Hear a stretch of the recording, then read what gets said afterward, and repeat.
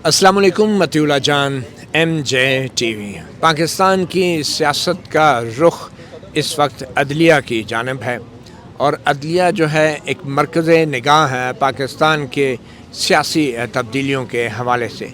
इसकी सबसे बड़ी वजह सुप्रीम कोर्ट का वो हालिया फ़ैसला है जो 12 जुलाई को उन्होंने सुनाया, जिसमें PTI को बतौर सियासी जमात करार देते हुए उनको मखसूस नशस्तें देने का हुक्म जारी किया गया है।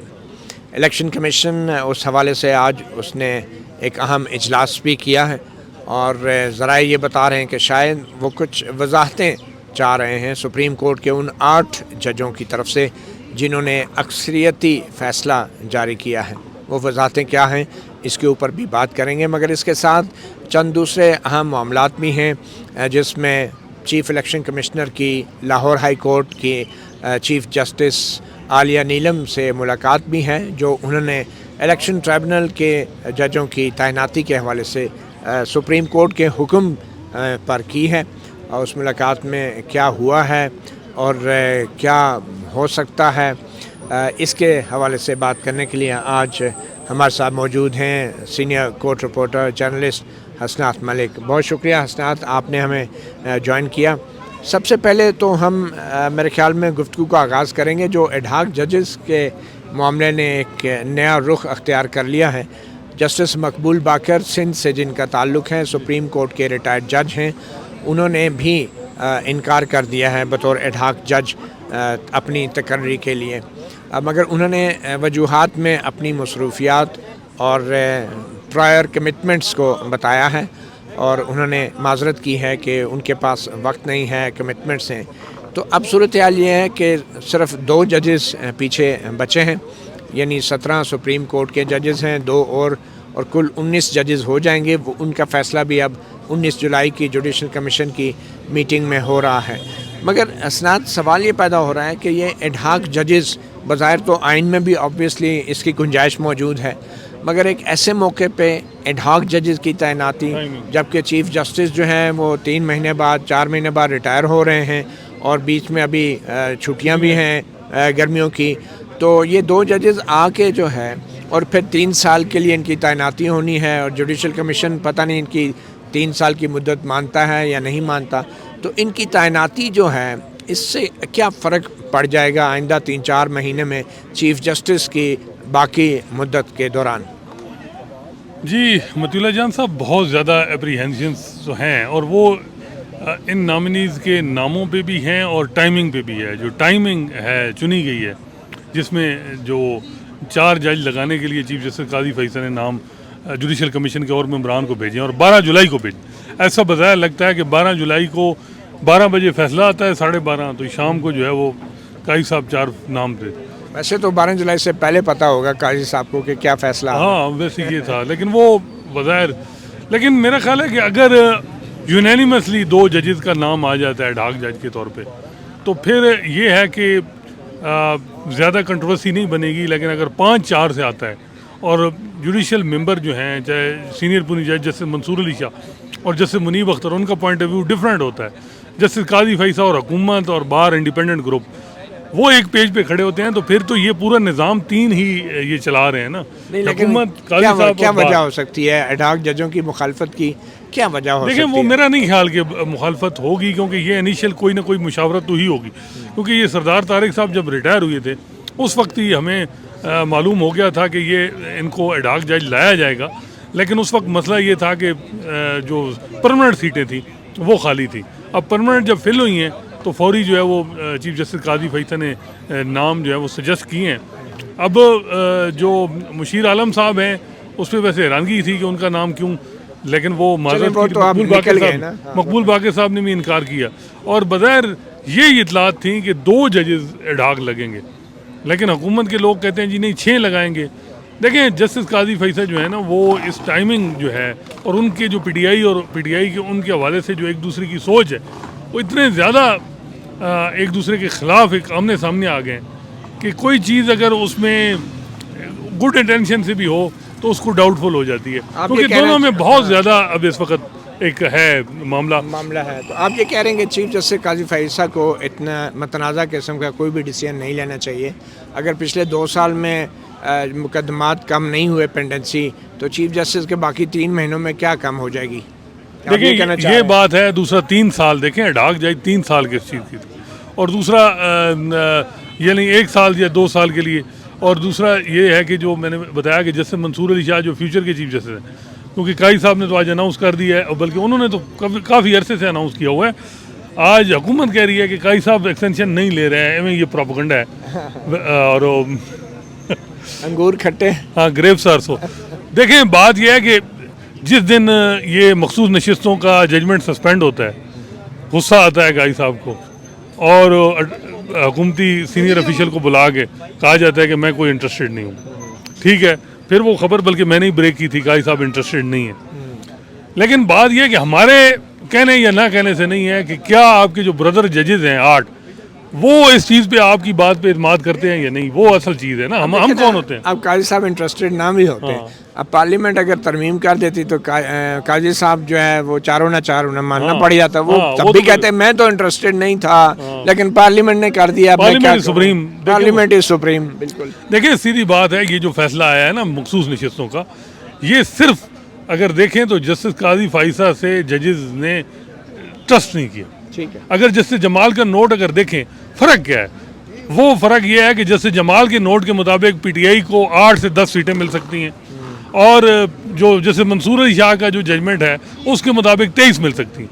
और फ़र्क आ रहा है 8 या 9 का। अगर JUEF से जो हुकूमत की बातचीत चल रही है तो 216 सीटें बनती हैं, 9 सीटें चाहिए उनको। और जिस इंटेलिजेंट तरीके से जैसे जमाल का जो नोट था, वो जजेस ने इंटरसेप्ट अपनी तरफ से किया कि जी अगर ये होगा तो फिर कॉन्स्टिट्यूशन अमेंडमेंट, तो सारा ये जो जजमेंट है मेजॉरिटी ये कॉन्स्टिट्यूशन अमेंडमेंट को रोकने के लिए की है। आप ये कह रहे हैं जस्टिस जमाल खान मंदोखेल का जो नोट था वो कल्ले बंदे का काम नहीं है, दो ने मिल के लिखा होगा। देखें बात यह है कि जस्टिस जमाल भी कोशिश होगी काई साहब को मुश्किलात में, और उन्होंने किसी हद तक निकाला है कि वो जनवरी 13 पे जो उनका ब्लेम आ रहा है कि जी जनवरी 13 में उन्होंने एक पार्टी को वाइप आउट उन्होंने किया, लेकिन उसका जो पैराग्राफ नंबर 5 और 6 था उसमें जजेस मेजॉरिटी थे, उनका यह था कि जी इसमें एक चीज़ है कि इलेक्शन कमीशन के कंडक्ट की तरफ आप नहीं जा रहे, उसको आप, और दूसरा ये है कि इसके मुताबिक तो सीटें वो फिर कॉन्स्टिट्यूशन अमेंडमेंट हो जाएगी, और कॉन्स्टिट्यूशन अमेंडमेंट से जजेस जो हैं डरे हुए हैं, इतने डरे हुए हैं। और उसकी वजह यह है कि अब सामने आ गई है बात, जिस तरह किस्म की चीज़ें आ रही हैं और जिस किस्म का हुकूमत का रिएक्शन है, ये बेखुदी यूँ बेसबब नहीं है। गालिब कौन से अज़ाइम थे जो रुक गए हैं, जिनकी वजह से अब इतना शोर मच गया है? हालांकि हुकूमत को तो कोई मसला नहीं है, ये तो सीटें इनकी थी ही नहीं।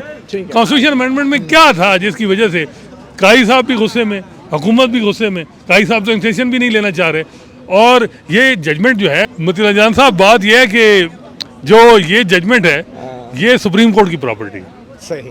ये अच्छा, ये कोई 8 जजेस की नहीं है, इसको काई साहब ने भी इम्प्लीमेंट कराना है। बिल्कुल, इस पे इम्प्लीमेंटेशन पे आते हैं, और इलेक्शन कमीशन इम्प्लीमेंटेशन क्या सोच रहा है।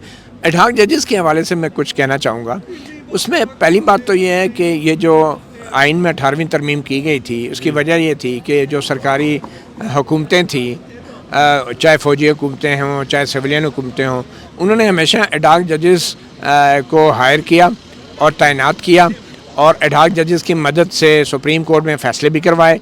खुद नसीम हसन शाह भी 1977 से 89 तक एडहॉक जज के तौर पे सुप्रीम कोर्ट में रहे, और बाद में उन्होंने जो फ़ैसला किया वो भी आपके सामने ही है।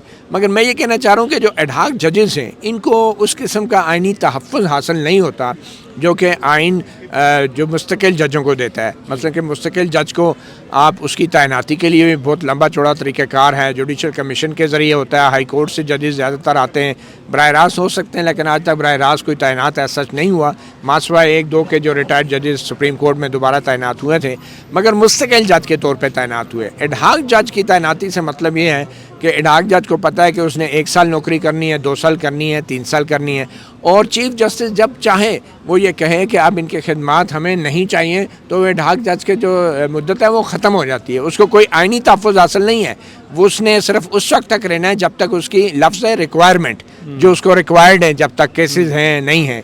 तो इसलिए एडहॉक जजेस को तैनात करना सुप्रीम कोर्ट में, ये तो मैं समझता हूँ बराह रास्त आज़ाद अदलिया के ऊपर एक हमला है, और इसी वजह से आइन में तरमीम लाई गई थी। मतीउल्लाह जान साहब, अगर ये जो बता रहे हैं कि पेंडेंसी को ख़त्म करने के लिए आ रहे हैं, criminal cases, jail petition, civil matter, तो फिर तो बात है।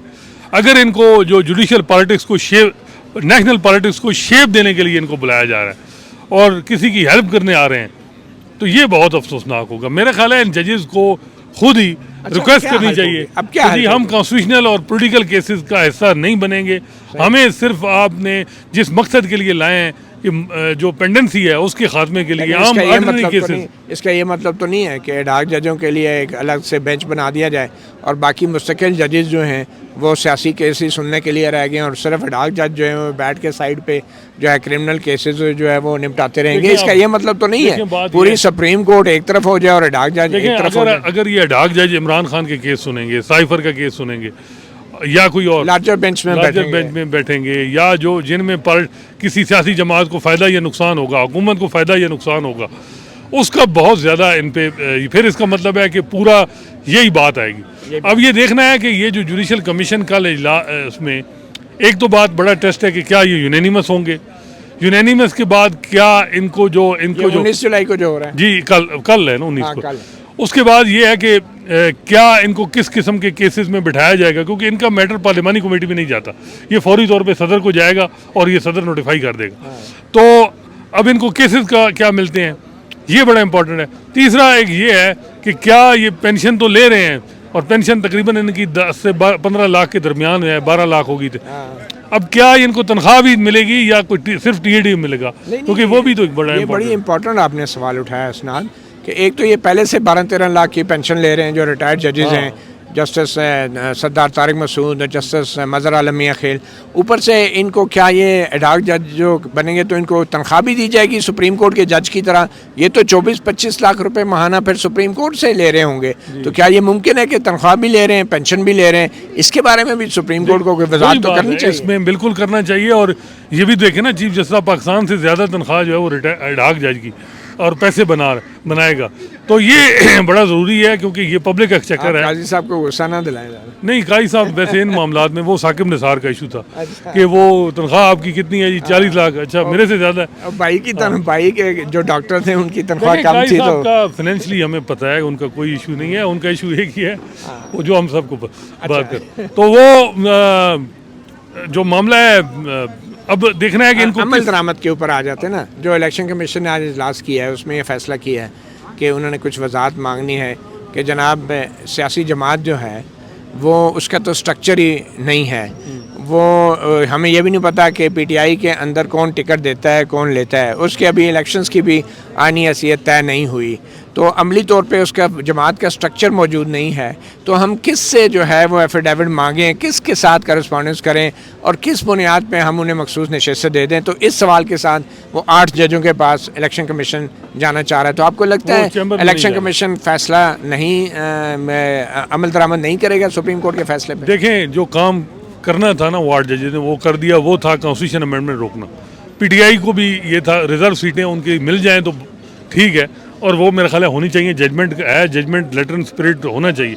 अब ये जो वजाहत के लिए वो गए हैं, हालांकि वजाहत के लिए कहा गया था कि कोई आप किसी जज के पास चैम्बर में भी आके मिल लें आपसे, यानी वो बात हो सकती है, लेकिन बज़ाहिर ये लग रहा है कि ये एक रिव्यू पिटीशन तैयार की जा रही है और उससे पहले ताकि जजमेंट ना इम्प्लीमेंट हो और कहा जाए कि हम आपकी चाह रहे हैं, तो ठीक है अमल दरामद। नहीं, क्या ये मुमकिन है कि हुक्म शॉर्ट ऑर्डर के ऊपर अमल दरामद किए बगैर कोई नज़रसानी दायर कर दी जाए और उस नज़रसानी में सुप्रीम कोर्ट जो है मज़ीद कोई अबूरी हुक्म जारी कर दे? क्योंकि नज़रसानी तो तभी लगती है ना जब तफसीली फैसला आता है। देखें, बात यह है कि इलेक्शन कमीशन का जो कंडक्ट है ये बहुत इंपॉर्टेंट, डिटेल रीज़न आनी है और पिक्यूलियर सर्कमस्टांसेस एंड फैक्ट्स जो इलेक्शन के थे वो अभी 8 जजेस ने बताने हैं, और जब वो बताएंगे तो मेरा ख्याल है फिर रिगिंग की पिटीशन भी नहीं टेकअप होगी, उसमें बहुत कुछ ज़रूरत भी शायद ना रहे, उसमें बहुत कुछ हो जाएगा। और ये जो कर रहे हैं ना, ये वो काम कर रहे हैं इस वक्त जो आ रहे हैं कि जी उन जजेस ने जो रीज़न देनी है कि क्यों उन्होंने इतनी स्पेसिफिक डायरेक्शन दी हैं, उसमें उन्होंने पूरे इलेक्शन कमीशन के कंडक्ट पे सवालात उठाने हैं। उन सवालात के बाद मेरा ख्याल है कि इलेक्शन कमीशन का बचना बड़ा मुश्किल हो जाएगा। और ये जिस तरह के हो रहा है, मैं तो समझता हूँ कि उनको गुड इंटेंशन से इलेक्शन कमीशन को जो है वो अपना जजमेंट इम्प्लीमेंट, और ये जो हो रहा है कि जस्टिस बंदयाल की जजमेंट इलेक्शन कमीशन ने नहीं अमल दरामद की हो सका और वो 90 दिन के अंदर इंतखाब, और यहाँ भी नहीं होगा, मेरा नहीं ख्याल। ये देखें, ये इस दफ़ा जो है ना ये सूरत हाल नहीं आएगी और ये जजेस जो हैं ये अपना अमल दरामद तक जाएंगे और ये नहीं होगा। और ये जो कुछ आ रही हैं कि जी एमरजेंसी लग जाएगी, पीसीओ लग जाएगा, हो जाएगा। देखें पीसीओ एमरजेंसी बड़ा मुश्किल है। आपको पता है परवेज़ मुशर्रफ के ख़िलाफ़ जो स्पेशल कोर्ट में जो उनको सज़ाए मौत हुई थी वो सिर्फ हुई थी जजेस को निकालने पे, और बरकरार है वो बरकरार। अब जो ये फॉर्म 47 की पूरा एक पार्लियामेंट पे भी सवालात हैं, उससे आप कॉन्स्टिट्यूशन अमेंडमेंट होगी कैसे? तो उससे बड़ी आइन से संगीन गद्दारी वही है, बात है अगर ये चीज़ें सामने आती हैं। मैं तो समझता हूँ कि हुकूमत चल रही है, हुकूमत को मसला नहीं है तो ओवर रिएक्शन क्या है? अगर आप कर रहे हैं ये चीज़ें, सोसाइटी ने रिएक्ट करना है। महीने बाद करेगी, 5 महीने बाद, 6 महीने बाद। इफ्तिखार चौधरी भी माजूल हो गए, 1.5 साल बाद बहाल हो गए। तो ये ना सोचें, पाकिस्तान की सोसाइटी को भी समझें कि वो साल भी लग सकता है लेकिन रेजिस्ट करेगी। और आपका जो पीक था टाइम वो 1.5-2 तकरीबन 8-9 महीने थे, उनमें सारे अवामिल हो गए। तो मेरा नहीं ख्याल कि ये चीज़ें करामद होंगी। एक जो चीज़ है वो ये है कि भाई जजेस जुडिशल पैकेज नहीं लेना चाह रहे। आप क्यों देना चाह रहे हैं? चलो ठीक है। अच्छा क्विकली, पहली बात तो ये है कि सुप्रीम कोर्ट ने जो मखसूस नशस्तों पे फैसला दिया है, उस फैसले पे अमल दरामद अगर करना है तो इलेक्शन कमीशन ने करना है, उसका बराह रास्त हुकूमत से कोई ताल्लुक नहीं है। हमारे बहुत से सहाफ़ी दोस्त और तज्ज़ियाकार और कुछ एंकर पर्सन हजरात जो हैं वो हर रोज़ इस्टेब्लिशमेंट का डाकिया बन के जो है कोई ना कोई इस्टेब्लिशमेंट की तरफ से जो है वो ख़बरदार जी वो ढोल पीट के ना, वो पुराने वक्तों में किसी फिल्म की नुमाइश से पहले टांगे के ऊपर तस्वीर लगा के ढोल पीट के उसकी मुश्तरी की जाती थी। तो ये हमारे कुछ साफ़ी और एंकर हज़रातों ने अब ये काम शुरू कर दिया है। इस्टेब्लिशमेंट लठ लेके खड़ी है जी, किसी को नहीं छोड़ेगी, उसने फ़ैसला कर लिया अमल ना करने का। भाई इस्टेब्लिशमेंट का तो कोई ताल्लुक ही नहीं है इस फैसले से। आप और दूसरी तरफ इतनी बेशर्मी और ढिठाई के साथ इस्टेब्लिशमेंट की धमकियाँ जो हैं वो आवाम तक भी पहुँचाई जाती हैं, जजों तक भी पहुँचाई जाती हैं। और इतने पढ़े लिखे एंकरों का अपना कोई ज़मीर नहीं है कि वो ये कमेंट कर सकें कि ये जो कुछ इस्टेब्लिशमेंट कर रही है क्या ये सही है या गलत है, या उसको करना भी चाहिए या नहीं। बस एक डाकिए बने हुए, एक भोंपू बने हुए हैं इस्टेब्लिशमेंट के बहुत सारे हमारे एंकर हज़रात, और हर रोज़ आए दिन जो हैं वो इस्टेब्लिशमेंट की धमकियाँ आगे करते हैं। खबर है, हम खबर दे रहे हैं। ये खबर नहीं दे रहे, ये डाकिए बने हुए हैं, क्योंकि खबर की एक ख़ास लैंग्वेज होती है। आप जो हैं जब बैठ के प्रोग्राम में रिपोर्टिंग नहीं कर रहे, आप प्रोग्राम में जब बैठे हैं तो आप तज्जिया कर रहे हैं, आप ओपिनियन दे रहे हैं। आपका ओपिनियन कहाँ वो चला जाता है जब आप प्रोग्राम के अंदर बैठे होते हैं। बाकी सियासतदानों के बारे में तो आप उनके घरों तक पीछा करते हैं, तो जब इस्टेब्लिशमेंट की आती है तो आप फिर रिपोर्टर बन जाते हैं कि मैं तो खबर दे रहा हूँ। खबर क्या दे रहे हैं भाई? आप वकील हैं, LLB हैं, MA किए हुए हैं, बड़े आप दानिशवर बने हुए हैं, तो आप बताएं कि इस्टेब्लिशमेंट ये जो कर रही है सही कर रही है कि नहीं कर रही। और आप इस्टेब्लिशमेंट के बाद जाते किस लिए? ये खबर लेने के लिए जाते हैं कि सुप्रीम कोर्ट के फैसलों पे अमल नहीं करने देंगे आप। ये खबर है, ये खबर नहीं है, ये तो आप एयानतकारी कर रहे हैं इस्टेब्लिशमेंट की। लेकिन देखें वो ये कह रहे हैं कि जी इमरान खान को माफ़ी 9 मई की मांगनी चाहिए, और ये एक रियासत की पोजीशन है। PTI को भी तो अपनी, क्या आप नहीं समझ रहे कि वहाँ उनको भी तो अपनी चेंज करनी चाहिए, पॉलिटिक्स में रिव्यू करना चाहिए?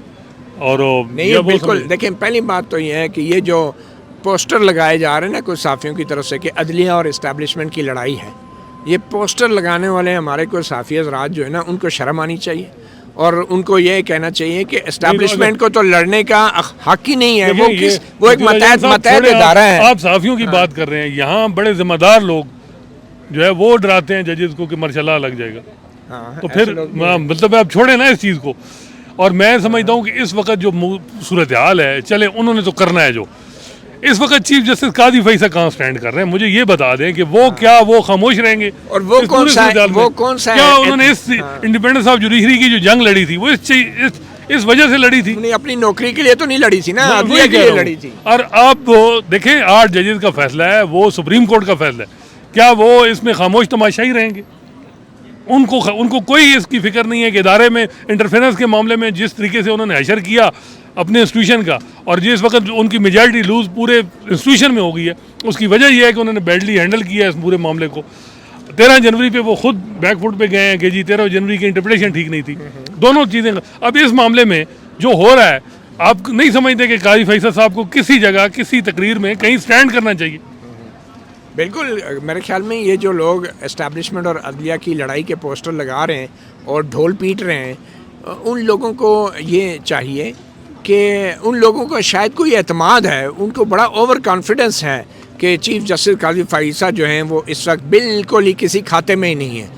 वो जिस तरीके से अदलिया और इस्टेब्लिशमेंट की लड़ाई का डंडोरा पीटा जा रहा है, उससे तो लगता है चीफ जस्टिस काजी फ़ाइसा एग्जिस्ट ही नहीं करते इस कुराए अर्श के ऊपर, उनका तो वजूद ही नहीं है। कमाल हो गया, अगर चीफ जस्टिस काजी फ़ाइसा के होते हुए अदलिया और इस्टेब्लिशमेंट की लड़ाई की बातें हो रही हैं और चीफ जस्टिस काजी फ़ाइसा खामोश हैं, उनकी ज़ुबान बंदी है, तो फिर तो इसका मतलब है कि या तो वो एआनतकारी हो रही है इस्टेब्लिशमेंट की, या फिर जो है इतनी हिम्मत नहीं है किसी में कि वो अपनी अदलिया के लिए स्टैंड ले सके। नहीं, वही एक तीसरी बात भी हो सकती है ना कि ऑफेंड हो जाएं। इन जजेस ने अगर दरमियानी थोड़ा रुक जाते, 1-2 दिन वेट कर लेते, ये भी था। वो आपको पता है काई साहब जब पोजीशन ले लें तो फिर 6 जजेस के लेटर पे भी इतलात यही होती हैं कि वो कहते हैं कि ये वैसे ये मुझसे बात कर लेते लेटर लिखने से पहले, तो फिर और बात थी। ये ज़राए कहते हैं। हाँ, ये उनका ये है कि भाई 6 जजेस ने खत लिखने के बजाय ये मुझसे मिल लेते, पहले भी मिलते रहे हैं, इनको ये काम किया क्यों किया। इसी तरह ये कहेंगे कि ये जजेस जो हैं जिन्होंने ये फैसला किया है, ये थोड़ा रुक जाते, बीच में हम यूनानिमस फैसला कर लेते, लेकिन मिसट्रस्ट खत्म है। जो मतीउल्लाह जान साहब, जो हम नहीं कहते कि काई साहब एक्सटेंशन लेंगे, ये उनके अपने जजेस का जो वो जैसे जमाल के नोट से ना करना इत्तेफाक, काजी साहब एक्सटेंशन बिल्कुल उनकी ये बात मैंने सबसे पहले रिपोर्ट की कि वो इंटरेस्टेड नहीं है। उनको हेयरिंग के दौरान मैंने कई दफ़ा हमने प्रोग्राम में की बात कि उनको अभी जो है ना क्लैरिफाई करना चाहिए। ये जो जजेस में मिसट्रस्ट आ रहा है ना, और क्यों आ रहा है, उसकी वजह यह है कि इंटरफेरेंस के मामले को आपने इतना बैडली हैंडल किया है कि जजेस का आप पे ट्रस्ट नहीं हो रहा। वैसे तो काजी फ़ाइसा साहब चीफ जस्टिस के ओहदे में भी इंटरेस्टेड नहीं थे, वो तो कानून और आइन की बालादस्ती की जंग लड़ रहे थे। ये बात थी तो कि वो कहते थे कि मैंने चीफ जस्टिस बन के सोचा ही नहीं कि मैंने क्या करना। नहीं, मैं तो इंडिपेंडेंस ऑफ जुडिशरी की जंग लड़ रहा हूँ। तो ये कह रहे थे कि मैं तो इंडिपेंडेंस ऑफ जुडिशरी की जंग लड़ रहा हूँ, मैं कोई चीफ जस्टिस बनने के लिए तो नहीं जंग लड़ रहा। तो इंटरेस्टेड तो बहुत सारी चीज़ों में नहीं होते। वो तो कहते हैं कि मैंने टीवी भी नहीं देखता, रिव्यू लगा जनवरी 13 के फैसले पे, वो भी उनको याद नहीं था कि वो लगा हुआ है। खैर, मैं समझता हूँ इस वक्त रोल सबसे इम्पोर्टेंट चीफ जस्टिस काजी फ़ाइसा का है। वो उनका हुकूमत भी बड़ी अच्छी निगाह से देखती है। जो लोग कहते हैं कि जजेस का कला कामा करें, वो काजी साहब के नोए पढ़ रहे हैं कि जी वो ज़बरदस्त आइन और कानून के मुताबिक, तो काजी साहब अपना रोल प्ले करें। काजी साहब के नोए नहीं पढ़े, कसीदे पढ़े।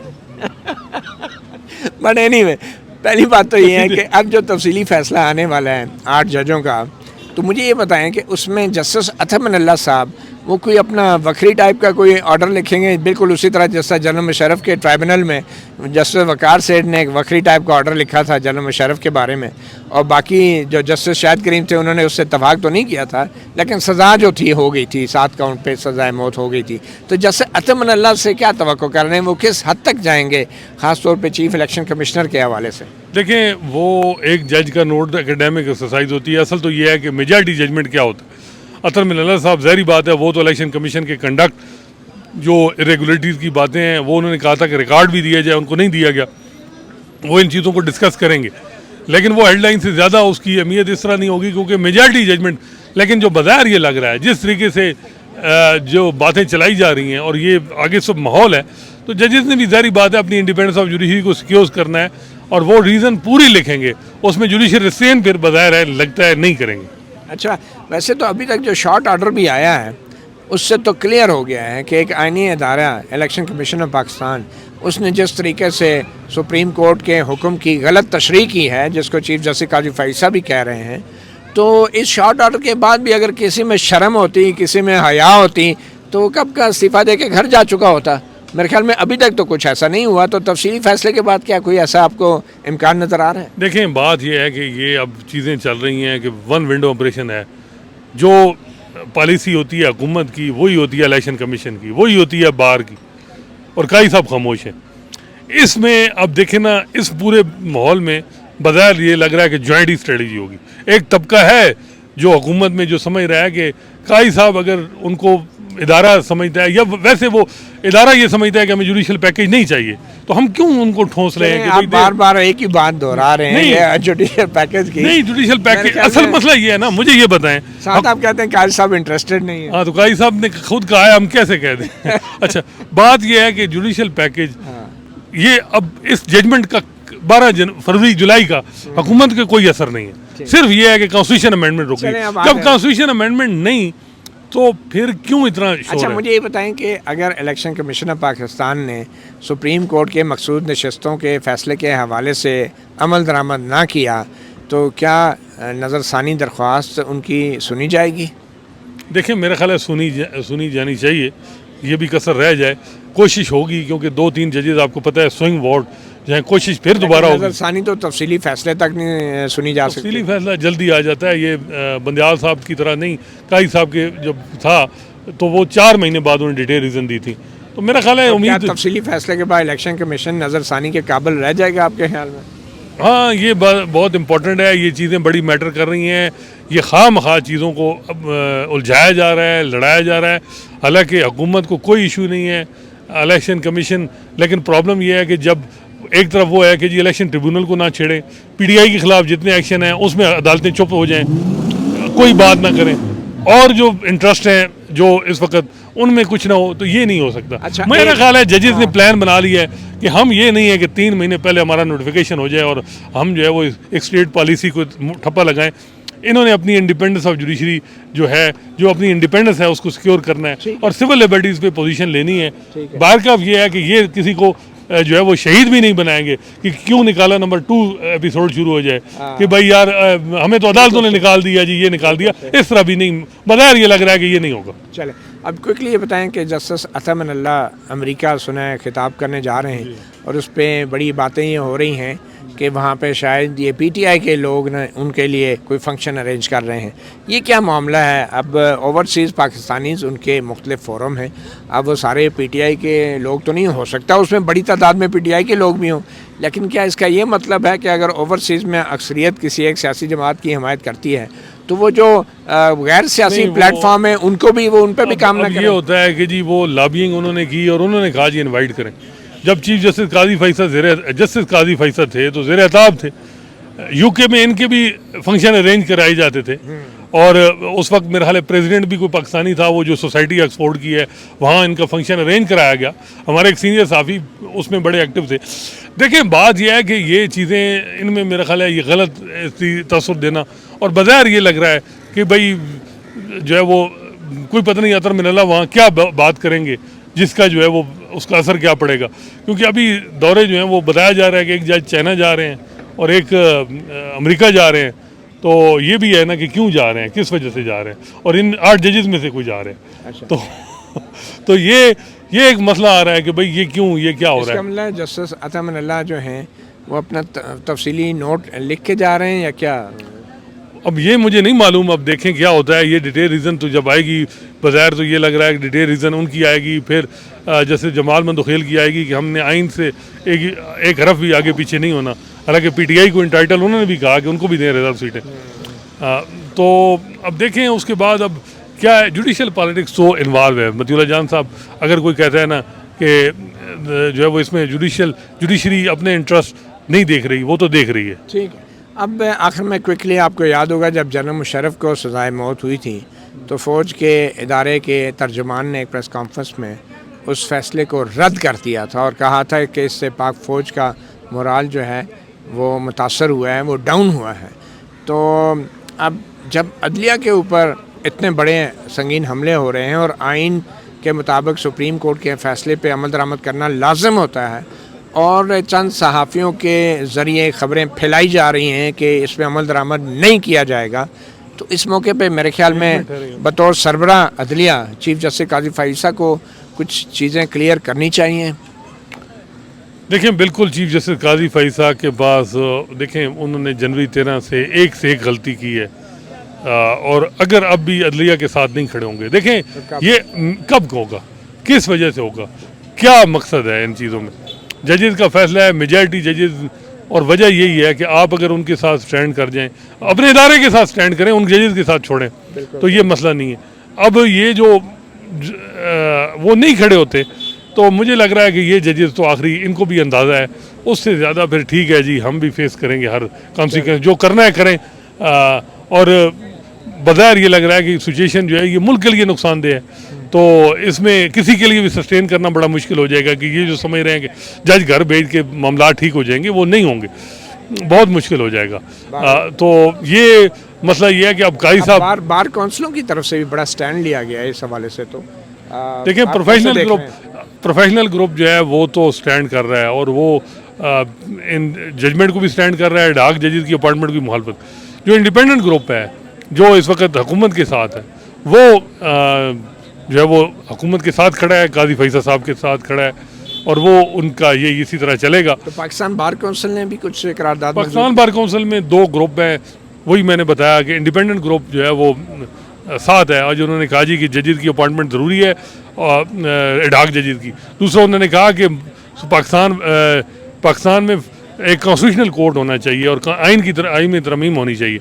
अब कॉन्स्टिट्यूशनल कोर्ट आपको याद है चार्टर ऑफ डेमोक्रेसी में था, 18वीं तरमीम में नवाज शरीफ साहब कराते ना उस वक्त तो इफ्तिखार चौधरी साहब आपके मेन लीगल एडवाइज़र थे नून लीग के। उस वक्त तो आप इफ्तिखार चौधरी साहब, मुझे याद है जजेस के प्रोसीजर पे नून लीग ने प्रॉब्लम खड़ी कर दी थी कि जी वजीर कानून उसमें बाबर अमान बैठेंगे, क्योंकि उस वक्त इफ्तिखार चौधरी साहब की रिजर्वेशन थी। तो फिर इन्होंने कहा जी कि पहले इनसे पूछ लें, इफ्तिखार चौधरी साहब से। हालांकि पीपल्स पार्टी की उस वक्त फ्रिजाइल हुकूमत थी, उन्होंने कहा जी नहीं, फिर भी उन्होंने कर ली। नून लीग ने भी 18वीं तरमीम का साथ दिया, लेकिन उधर से इफ्तिखार चौधरी साहब को खुश करना चाह रहे थे। उस वक्त कॉन्स्टिट्यूशनल कोर्ट बना देते। अब जो भी मूव होगी उसको इस तरह देखा जाएगा कि ये इंडिपेंडेंस ऑफ जुडिशरी पे अटैक है। ये सिर्फ मकसद ये है कि माइनस PTI कंट्रोल डेमोक्रेसी चलाई जाए। चलें, अब चीफ जस्टिस काजी फैसल के बाद अगर कोई आईनी तरमीम होती है तो फिर उस वक्त मेरे ख्याल में कोई इतने सवाल नहीं उठेंगे, क्योंकि अब तो जो काम जो बात भी चीफ जस्टिस करते हैं तो उसके हवाले से शकूक व शुबात ही पैदा होते हैं। हसनात मलिक, बहुत शुक्रिया। मतीउल्लाह जान MJ TV को आपने वक्त दिया। कल 19 जुलाई को जुडिशल कमीशन के इजलास में डाक जजेस के बारे में क्या तय होता है और इलेक्शन कमीशन किस हद तक मखसूस नशस्तों के हवाले से अमल करता है, ये आने वाले चंद दिनों में चीज़ें वाज़ेह हो जाएंगी। इजाज़त दीजिए, अल्लाह हाफ़िज़।